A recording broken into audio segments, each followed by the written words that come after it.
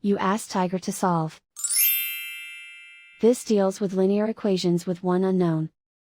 The final result is x equals -6. Let's solve it step by step. Simplify the expression. Expand the parentheses.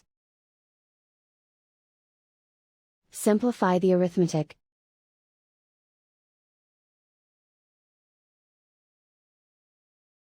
Group all x terms on the left side of the equation. Subtract 3x from both sides. Simplify the arithmetic.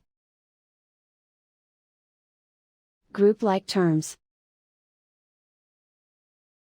Simplify the arithmetic.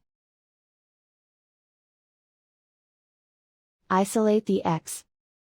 Multiply both sides by -1.